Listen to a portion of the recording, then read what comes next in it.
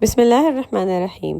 خود سے محبت کرنا ایک رویہ ہے، ایک آرٹ ہے، ایک عادت ہے۔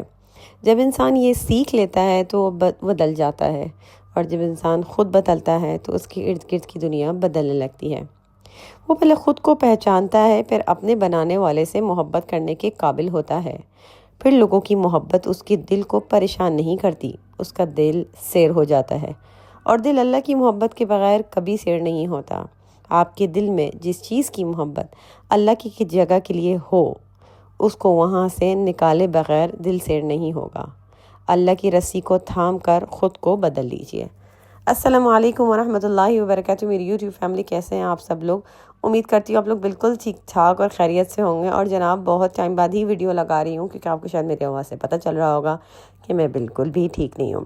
جی ہاں، ایک ہفتے سے اوپر ہو چکا ہے، فیور بہت زیادہ ہے، آئی تھنک وائرل چل رہا ہے، آئی ڈونٹ نو، موسم چینج ہوا ہے، ایک دم سے بہت تیزی سے گرمی آ گئی ہے، تو گلا خراب اور پتہ نہیں کیا کیا ہو رہا ہے۔ تو خیر، بڑی ہمت کر کے آج آپ کے سامنے جو ہے ایک ویلاگ لے کر آئی ہوں، جس میں ہم کچھ اچھی باتیں اور کچھ ایسی باتیں آپ کے ساتھ میں شیئر کروں گی جن کے لیے آپ ہر روز تو سنتے رہتے ہوں گے، لیکن کبھی کبھی کچھ باتیں آپ کو ری انفورسمنٹ آپ کو چاہیے ہوتی ہے۔ مطلب وہ باتیں آپ کو بہت پہلے سنائی دی گئی ہوں گی، لیکن اب وہ وقت آ گیا ہے کہ وہ باتیں دہرائی جائے، تاکہ آپ اس بات کو پھر سے ذہن نشین کر لیں اور اس پر عمل کرنا شروع کر دیں۔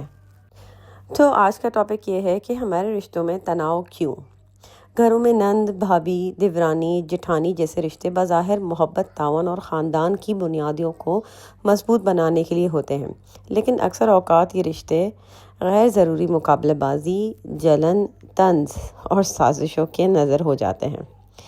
یہ رویے ہمیں ذہنی، جذباتی اور روحانی طور پر کمزور کرتے ہیں اور خاندانوں کو توڑنے کا باعث بنتے ہیں۔ اکثر عورتیں ایک دوسرے سے اس قدر الجھ جاتی ہیں کہ وہ بھول جاتی ہیں کہ سب نے ایک جیسی جدوجہد، درد اور ذمہ داریاں جھیلی ہوتی ہیں۔ جب ہم ایک دوسرے کے رویوں سے تکلیف محسوس کرتے ہیں تو ہمیں خود سے یہ سوال کرنا چاہیے، میں کیسی بہن، بھابھی، نند یا ساس ہوں؟ کیا میں طنز سے باز آتی ہوں؟ کیا میں کسی کو نیچا دکھا کر خوش ہوتی ہوں؟ کیا میں کسی کی خامی پر پردہ ڈال سکتی ہوں، یا اسے عام کر کے تذلیل کا ذریعہ بناتی ہوں؟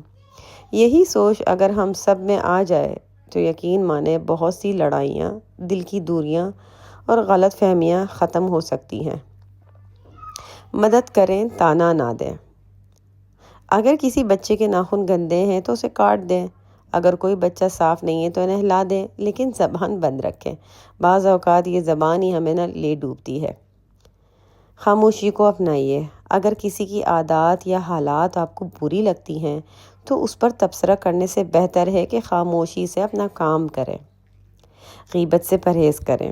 اگر دل کسی کی برائی کرنے کو چاہے تو آئینے کے سامنے کھڑے ہو کر خود کی اصلاح کریں۔ دوسروں کی زندگی کے مسائل پر بات کرنے سے بہتر ہے کہ ان کے لیے دعا کریں۔ دعا میں بہت دم ہوتا ہے، اور آپ کو نہیں پتا کہ یہ دعا آپ کو بھی لگتی ہے۔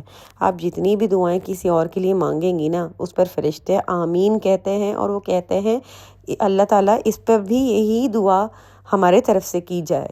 یقین مانیں، آزما کے دیکھ لیں، دعا دیں گے تو دعا ملے گی ضرور۔ جیسا کام کریں گے اس کا پھل بھی ویسے ہی ملے گا۔ راز رکھیں۔ جیسے ہم چاہتے ہیں کہ ہماری ذاتی باتیں باہر نہ جائیں، ویسے ہی دوسروں کی باتوں کو بھی اپنے دل کے قبر میں دفن کرنا سیکھیں۔ یہ جو ہماری عورتوں کی بہت زیادہ عادت ہے نا، ادھر سے ادھر باتیں پھیلانے کی، یہ بہت ہی خراب اور لڑائیوں کا سب باعث بنتی ہیں۔ یہ ایسے نہیں کہ ہو، میں تو آج کل تو یہ ٹرینڈ چل رہا ہے کہ میں برائی تھوڑی کر رہی ہوں، میں تو انفارمیشن شیئر کر رہی ہوں۔ تو برائے مہربانی آپ کس کو جو ہے تسلی دے رہی ہیں؟ اپنے آپ کو۔ لیکن یاد رکھیے، رب آپ کی دل کی ساری باتیں جانتا ہے۔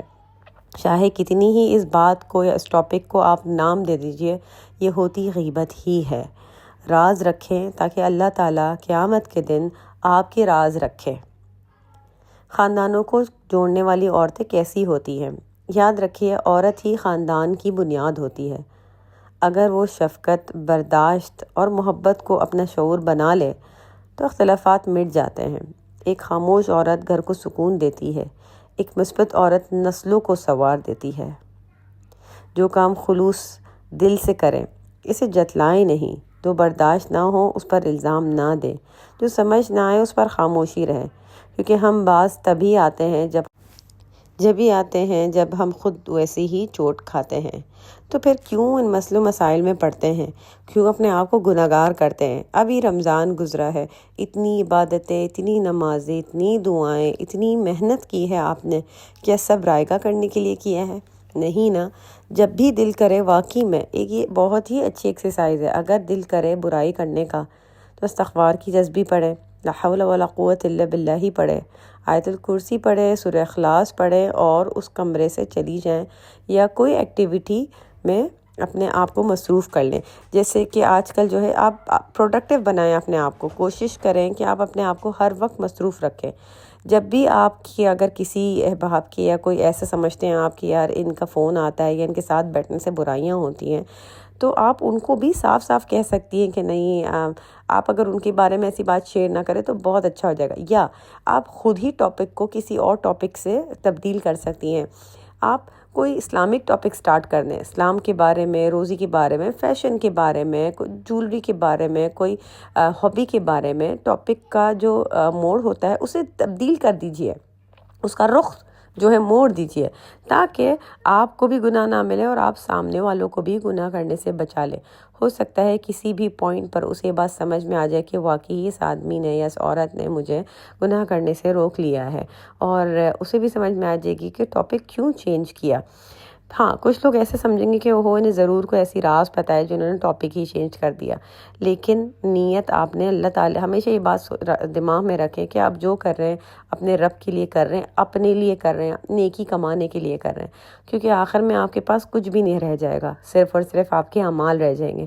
کیا آپ یہ چاہتے ہیں کہ آپ کے اعمال کوئی دوسرا بندہ لے جائے کیونکہ آپ نے اس کی برائی کر دی؟ آپ یہ سوچیں کہ ہر ایک برائی پہ آپ اس کو خود ہی اس دنیا میں اپنی نیکی دے رہے ہیں، ایک برائی کرنے پہ آپ اس کو 10 نیکیاں دے رہے ہیں، تو بجائے برائی کرنے کے یہ سوچ لیجئے کہ میں تو مفت میں اپنی نیکیاں ہی بانٹ رہی ہوں۔ تو پرہیز کیجئے، استغفار کیجئے، اور اگر آپ کو بہت ہی دل چاہ رہا ہے نا برائیاں کرنے کا، تو آپ شیشے میں کھڑے ہو کے اپنے نقص نکالیے اور اس کو صحیح کرنے کی کوشش کریں، اس کو رائٹ ڈاؤن کریں، لسٹ بنائیں اور اس پہ ورکنگ کرنے کی کوشش کریں، اور زیادہ سے زیادہ استغفار کی تسبیح پڑھیں، تاکہ آپ یہ شیطان مردود کی جتنی بھی چالیں ہیں نا ان سے آپ محفوظ رکھ سکیں، کیونکہ اس نے تو اللہ تعالیٰ سے وعدہ کیا ہوا ہے کہ میں تو ان کو آخری دم تک بہکاؤں گا، اور آخر میں وہ پتہ ہے کیا بولے گا؟ میں نے تو صرف کان میں وسوسہ کیا تھا، اس نے میری بات پہ عمل کیوں کیا؟ اللہ تعالیٰ آپ نے بھی تو اس کو اپنی باتیں بتائی ہیں، اسے تو آپ کی باتوں پہ عمل کرنا چاہیے، پھر میرے ذرا سے وسوسے کرنے پر یہ میری باتوں پہ عمل کرنے کیوں لگ گیا؟ تو سب سے بڑا گنہگار یا سب سے بڑا مجرم جو ہے نا وہ ہمارا نفس ہے، ہمیں اپنے نفس پہ قابو کرنا چاہیے، اور یہ نہیں کہ برائی پہ، بہت ساری چیزوں پہ، جیسے کھانا کھانے کا ہوقہ جو ہوتا ہے ہم اکثر اتنا زیادہ کھا لیتے ہیں پھر پیٹ میں درد کی شکایت کرتے ہیں، وہ بھی ہمارا نفس کرواتا ہے۔ اس کے علاوہ شاپنگ، اسراف کرنا، برائی کرنا، ایکسیسو ٹی وی دیکھنا، ایکسیسو جو ہے آپ کو لیزی پن جو ہو جاتا ہے، آپ پروکسٹینیٹ کرتے ہیں، ہر کام ڈیلے کرتے ہیں، یہ سب کچھ جو ہے شیطان تھوڑی کر رہا ہے، شیطان تو رمضان میں بند ہو جاتا ہے، پھر آپ کیوں ان ساری چیزوں میں انوالو ہو جاتے ہیں؟ کبھی سوچا اس بارے میں؟ تو سب سے بڑا جو گنہگار، یہ سب سے بڑا شیطان جو ہے نا وہ آپ خود ہے، آپ کا نفس ہے، اسے اگر آپ کنٹرول کر لیں گے تو یقین مانیں سب کچھ کنٹرول ہو جائے گا۔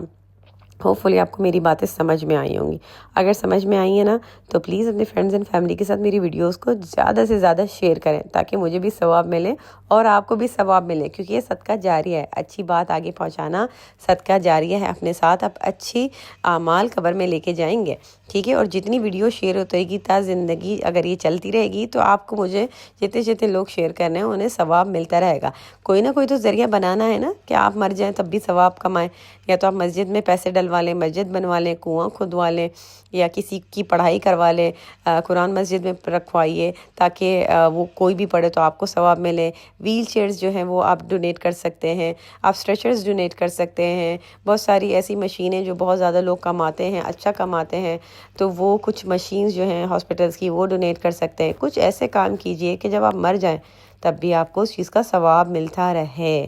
اس بارے میں سوچیے گا ضرور. خیر 2 دن کی روٹینز آپ کے ساتھ شیئر کی ہیں, 2 دن کے آؤٹ فٹ بھی شیئر کیے ہیں. ہوپ فلی آپ کو پسند آئے ہوں گے. پسند آئے تو کامنٹ میں لکھ کے بتائیے گا کون سا بیسٹ آؤٹ فٹ تھا.